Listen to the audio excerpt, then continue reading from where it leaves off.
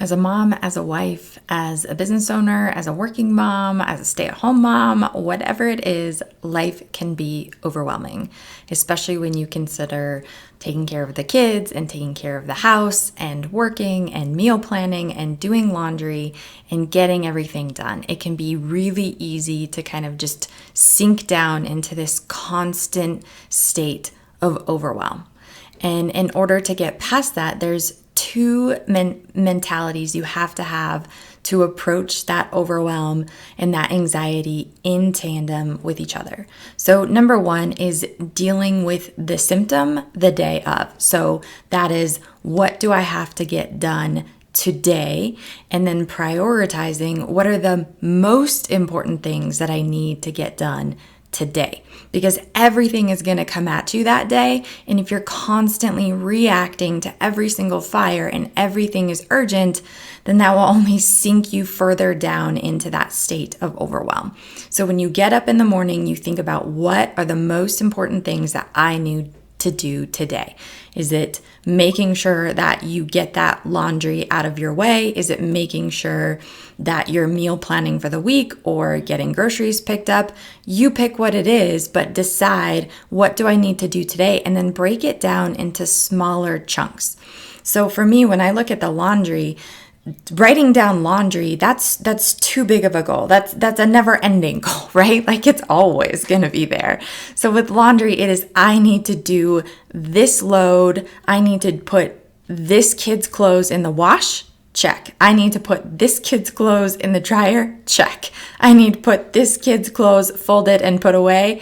Check. I need to wash the towels. I need to dry the towels. I mean, break it down so that you can literally check it off, because by checking it off and feeling that sense of accomplishment and like, this is done, that helps you feel that productivity. It helps you feel accomplished, like you're actually making progress. Mindset number two is a longer term approach, and it is looking at the picture as a whole. It is looking at your life and seeing, what is continually causing me overwhelm? What is continually causing me anxiety? Is it, if you're constantly behind on the laundry, look at the laundry and say, where and how can I simplify this so that 6 months from now, a year from now, it does not look like this. So for me, that meant getting rid of a ton of stuff. It meant decluttering. It meant taking the towels down to one kind of towel, one color, so I could put everything in a load together. It meant looking at the kids' clothes and picking 5 or 6 colors to work with and only sticking to those colors. It meant paring it down so that they only had the right amount of clothes and there wasn't more and more and more, because the more clothes you have, the more laundry you have, the more colors you have, the more separate loads you have. If you go that far, to be honest, I don't really go that far, but if even with whites though, I have to do a separate load of whites. So it's like, well, is that worth it to me to even have that extra load? Or do I decide that, you know what, white is just not for this season right now, and it's all black and blue and pink and brown. You decide what you have to do so that 6 months from now or a year from now, this problem is no longer a problem. So every day you're playing a short game and you're playing a long game at the same time, because one, we have to get through today and we want to get through today as well as we possibly can. But number two is, we don't want to be in the same situation 6 months from now or a year from now. So give yourself time, be realistic that change takes time.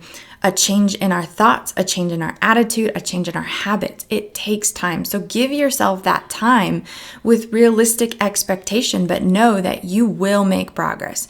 You will deal with the root of what is really causing you that anxiety. So you take that time to really look at it, whether maybe it's meal planning, maybe it's the dishes, maybe it's your time, maybe your kids are in too many sports, maybe you're saying yes to too many things.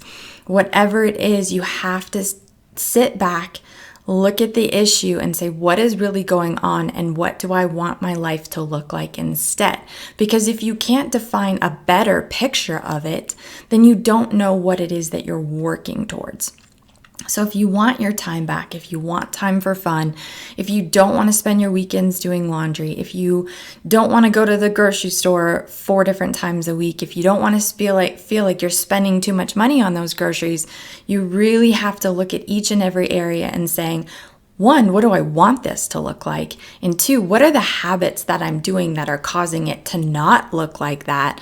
And what are the changes that I need to make in order to change those habits so that it does end up looking like this? So remember, 2 mindsets.